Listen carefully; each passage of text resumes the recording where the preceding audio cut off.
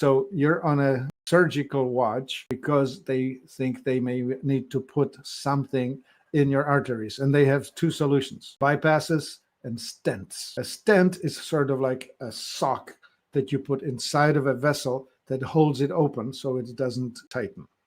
Artificial. You're just inflating it or stiffening it through from the inside. And the bypass, that's when you give up altogether on that blood vessel and you go in the leg and you steal some vessels from your leg and then you bring them into the heart and you cut the bad one. Well, you don't cut the bad. Yeah, you cut into the bad one and you bypass it. Like you just, and I have triple, quadruple, quintuple bypass.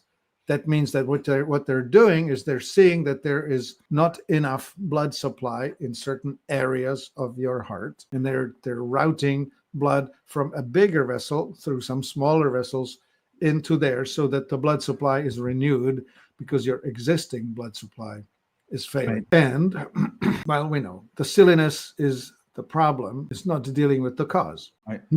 So if you miss these warning signs, you may end up with an electric event that's going to it's called fibrillation. If you have atrial fibrillation, that's the top side of the heart, the smaller chambers, and you have ventricular fibrillation, that's the bottom part of the heart. Well, the top part, if it's out of rhythm with the bottom part, it just feels really fluttery in the chest, running weird. And A-Fib, atrial fibrillation, is something that nobody enjoys, but it can be reset. Right. A V-Fib, ventricular fibrillation, is known as heart attack. When that happens, you may have the first warning is a heart attack bad enough that you don't survive it. Poof, just like yeah, you don't usually give much of a warning, do you? So Kevin has a nice comment.